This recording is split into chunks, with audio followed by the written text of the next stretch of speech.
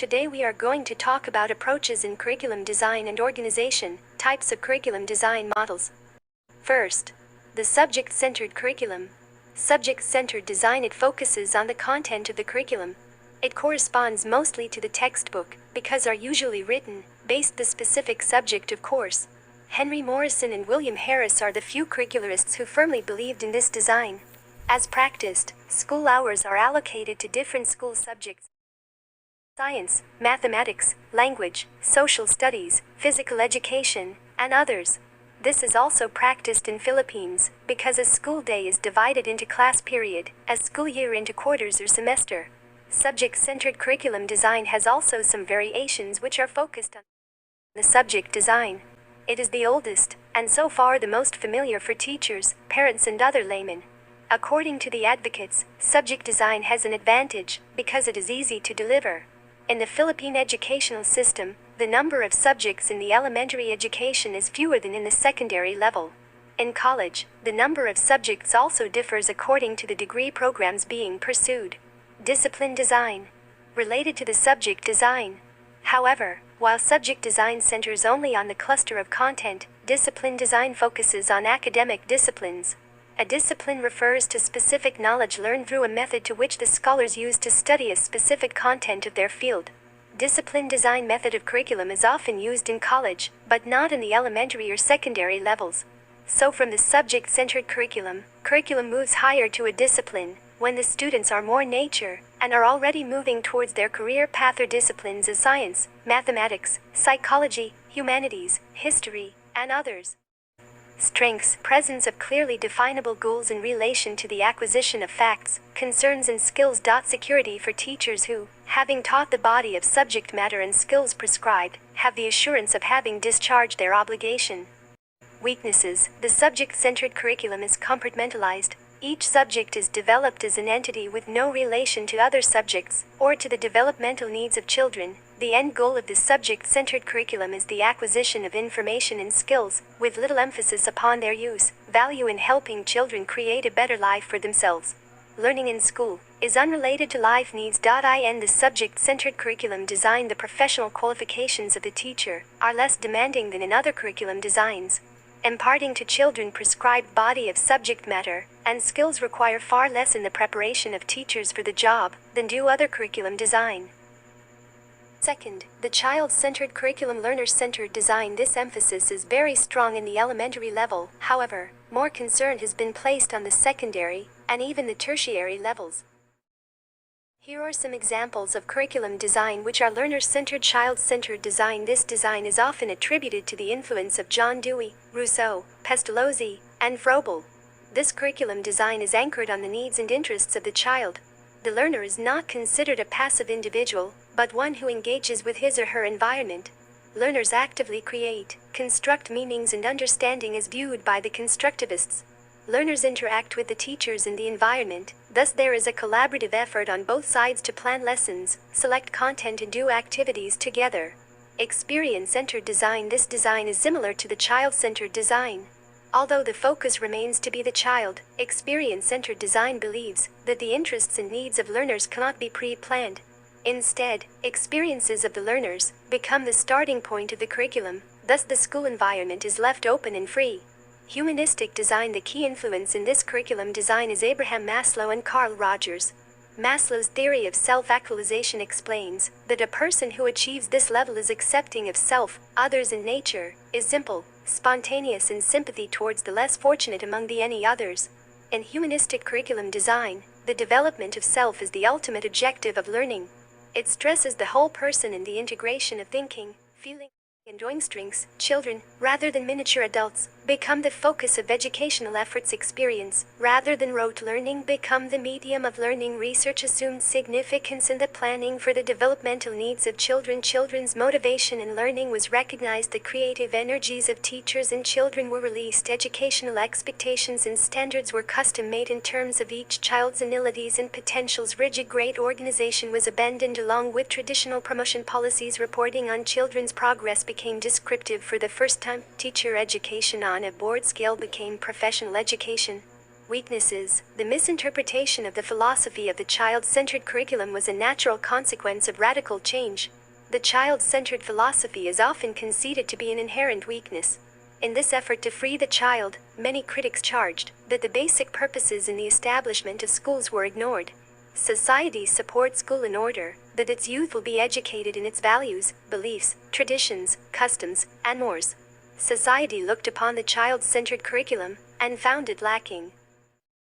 Third, the problem-centered curriculum, problem-centered design. Generally, it draws on social problems, needs, interests and abilities of the learners. In this curriculum, content cuts across subject boundaries and must be based on the needs, concerns and abilities of the students. Two examples are given for the problem-centered design curriculum. Life situations design. What makes the design unique is that the contents are organized in ways that allow students to clearly view problem areas. It uses the past and the present experiences of learners as a means to analyze the basic areas of living. Based on the Herbert Spencer's curriculum writing, his emphasis were activities that sustain life, enhance life, aid in rearing children, maintain the individual's social and political relations and enhance leisure, tasks and feelings.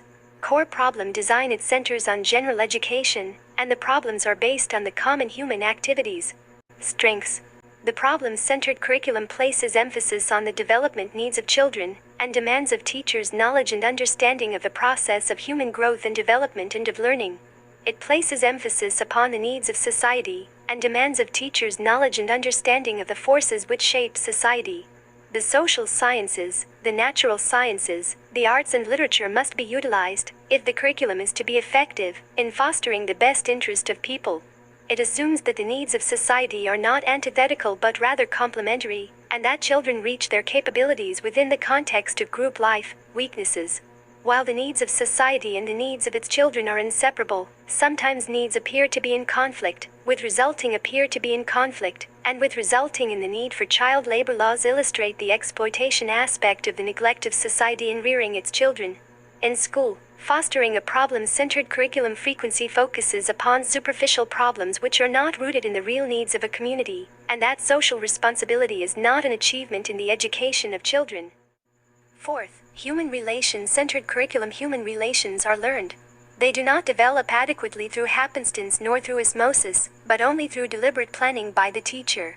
To foster effective human relations, the teacher starts with the problems her children experience in daily living in school, in their families, in their neighborhood and community, and in larger communities in the state, region and the world. Strengths. Its characteristics are, it is founded upon professional knowledge of human growth development, and the ways in human being learn.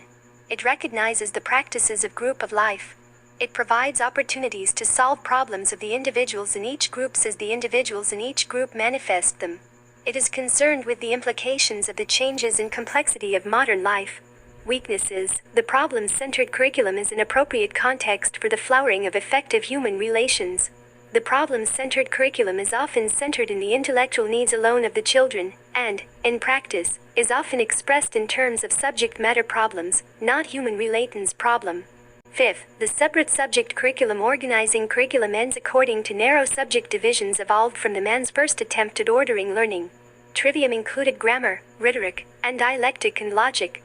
Quadrivium consisted of arithmetic, geography, astronomy and music, history, geography, economics, political science, anthropology, social psychology, and sociology is learned in isolation from other fields, including those to which it has close affinity. Strengths. Teaching structure departs from almost total dependence on the basic textbook. It necessitates the use of several sources of information, including printed materials, audio-visual devices, the internet, and first-hand experience. Weaknesses. Despite their good intention, teachers, including those who have gone into higher studies, are not qualified to identify the structure of various disciplines. Subject specialists need to be consulted for this purpose. A characteristic of the separate subject curriculum, its being aimless, disconnected, congested, wasteful and untimely. Sixth, integrative or activity-centered curriculum. The scope and sequence are found in the child himself. One type of experience may promote sequential learning for one individual, and not for another. Strengths. Integration takes place, not only during the period for integrative activities, when the children engage in group and individual projects, but at all times, if they see the relatedness of their experiences. Unit of work is selected and undertaken by the individual or group with teacher's guidance, during the periods for integrative activities, to which a major part of the school day is devoted. Needed skills such as these in reading, writing, arithmetic, and creative expressions for each unit of work are developed during periods for developing these competencies. Weaknesses. If activities are introduced in the class simply because the teacher feels they have logical connections with the unit of study, although the children do not see the relationship, the unifying structure of the unit may be destroyed. The integrative curriculum makes use of flexible time allotments, and this can become a source of its weakness. 7th, the core curriculum refers to a variety of meaning, ranging from prescribed subject which must be taken by all students, to a broad unit of work which incorporates elements from one or more content areas. Coming from a correlated curriculum design links separate subject designs, in order to reduce fragmentation. Subjects are related design to one another, and still maintain their identity. Strengths. It subscribes to the concept of the universal man without necessarily denying individual differences. It is conceived as core content area from which work projects can be derived, give primary importance to problems in living, with the subject matter serving as means for resolving these problems. Weaknesses. The soundness and adequacy of this rationale in the classroom raises the need for identifying problems in living which occur across several content areas. 8. The broad fields curriculum lessons from several specified areas are offered in one general course to facilitate the integration and more functional organization of subject matter. This design was made to cure the compartmentalization of the separate subjects and integrate the contents that are related to one another. Thus subjects such as geography, economics, political science, anthropology, sociology, and history are fused into one subject called social studies. Strengths. Broad fields organization represents an effort to break away from extreme departmentalization. Weaknesses. Students are not able being prepared to become specialists in any branch of science, or in geography, history, or sociology, and that all the areas within these broad fields are closely related. Thank you for watching.